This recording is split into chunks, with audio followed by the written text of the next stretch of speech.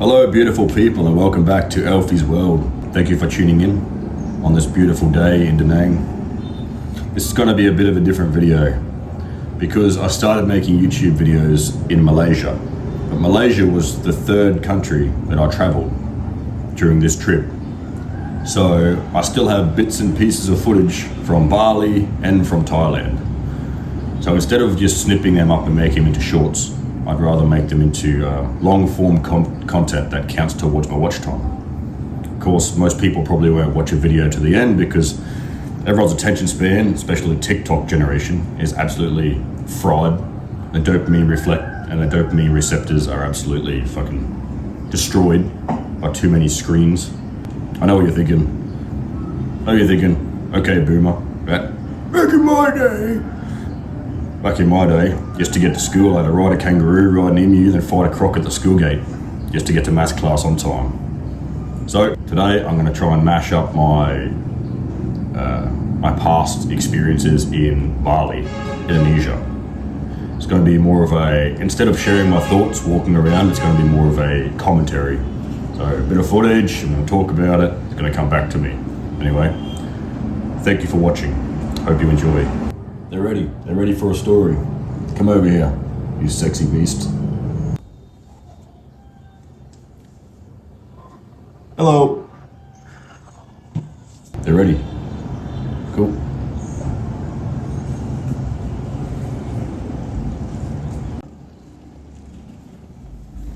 All right, story time. I love story time. You're gonna love this. So my Asian journey begins when I got off the plane in Bali at Kuta. The airport was pretty streamlined. Cost about 50 Australian dollars to get the Bali visa on arrival. That was a new experience. But coming out of the airport, holy, massive culture shock. There's people in your face. One taxi. Everything's going crazy. Anyway, I didn't even know how to get out of there. I just walked all the way from the airport, all the way up the beach, all the way to Kuta, where I had accommodation booked. All the while, the whole time going from free Wi-Fi to free Wi-Fi, just so I could load my Google Maps so I could see where I was going. So yeah, I spent two days in Kuta. Haven't got anything to show for that, no footage. But the next stop, I got out of there as soon as possible and got to Ubud. This is where the real journey begins. Ubud was beautiful. Rice fields, walk around everywhere, saw a fire dancing show.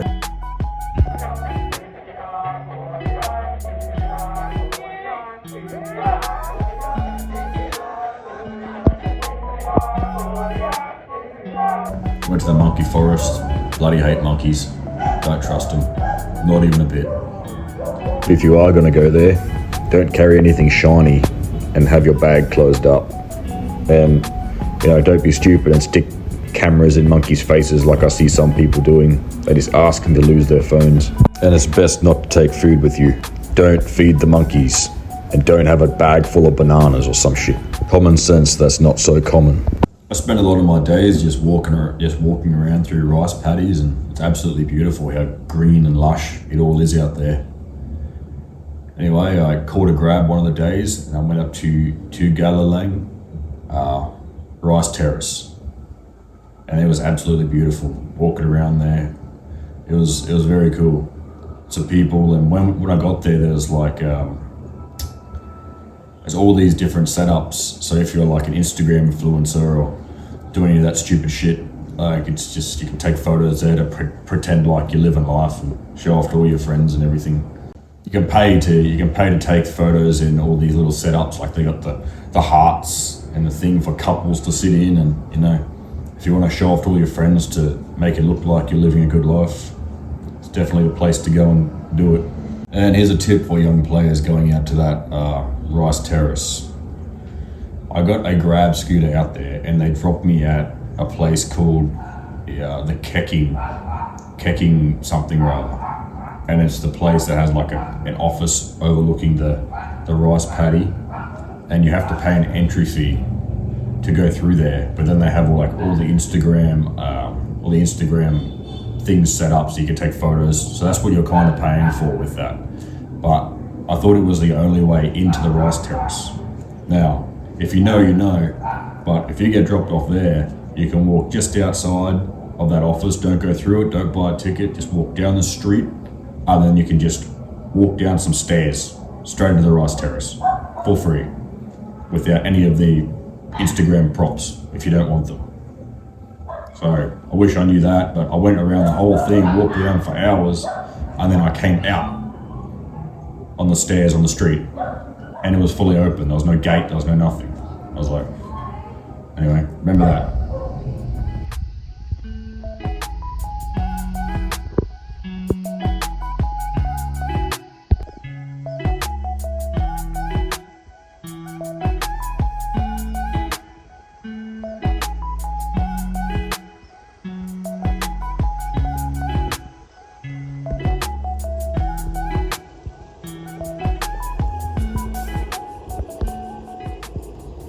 After I got a bit bored of Ubud Centre, I went north a little bit, just up past the Keking rice terrace, another town, and stayed at a nice bamboo hostel place. Just outside that little town, there was a temple called Pura Ganang Kawi Sebatu. I probably butchered that, but it was very cool. Take a look.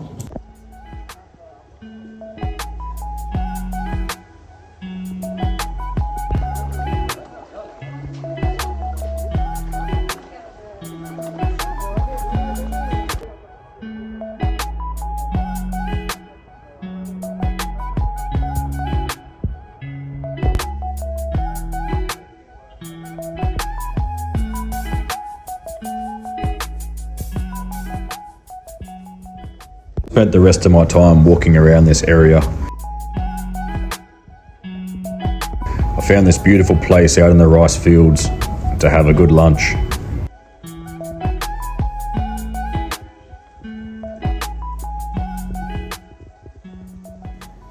If you're still watching by this point, thank you very much for staying and supporting my channel. Thank you to the 98 people who have subscribed so far. This is the most success I've ever had. And I know my channel is not the most, it's not entertaining, there's not bright lights, I'm not yelling everywhere, it's not that well edited yet, but thank you all very much for the encouragement. Anyway, from there I wanted to climb Mount Batur volcano in Bali. I highly recommend. So I went from there up to the town Batur beside the volcano. Now, when you're traveling north of Bali, another tip, make sure, if you can, pair up with somebody that you meet who's going the same way. Because when you're traveling the north, they will not give you, a lot of shuttle buses operate there, and they will not let you book for one person. You need to have minimum 2 people to book the shuttle bus, which is absolutely shit. So because I'm traveling by myself, I had to get a lot of grabs and stuff everywhere, and it ended up bringing my costs up. So I caught a grab car all the way from that town, where the bamboo hostel was, all the way to Batur. Now that night, before I left for that journey, I had a big last night at the bamboo hostel and drank a lot of rice wine. So that day I was very sick. So I took it easy, had a look around Batur. The day after that, I went and organised the tour for the next day to climb Mount Batur. And the thing was, what I thought was a hangover, I was still feeling off. So the night before I climbed that volcano, I had it booked at 3 o'clock the next morning. It's got to be out the door and got to, start walk over to the volcano and start going up it. And apparently, I've heard from everybody that it's an easy climb. It's a piece of piss, don't worry about it. Oh, it's so easy. Anyway, that night before I left at 3 in the morning, I did not leave the toilet. I was absolutely fucking I had these 2 girls in my room, and they just had to listen to me just destroying the shitter all night. Yeah, all night, all the way out of bed, in and out of bed, fucking in and out of bed, flat out. I didn't get off the shitter. So it wasn't hard to wake up that next morning because I was already awake all night, shitting my guts out. So anyway, I still went on the tour because I paid for it. I don't think I could get it refunded, but I already paid for it. So I was like, all right, going now, I'm just gonna have to tough it out. And that was one of the hardest hikes I've ever done in my life. One of the hardest things. My body must have been like, I must have lost all the liquid out of my body overnight. And I was just so weak.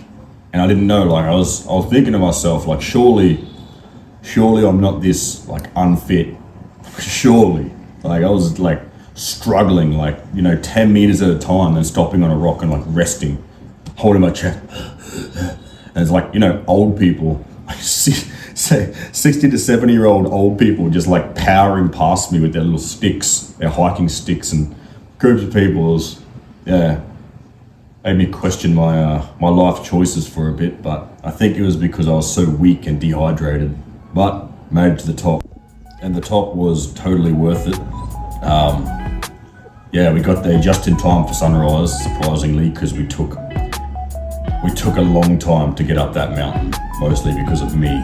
There was only two of us, and the other guy was struggling as well, so I didn't feel too bad. But yeah, totally worth it.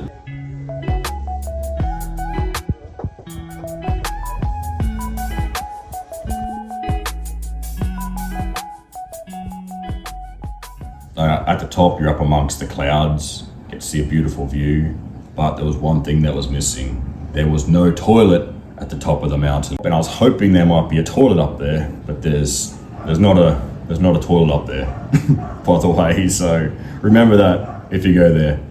Went all the way to the top, had a look around, came all the way back. I started feeling a bit, a little bit sketchy.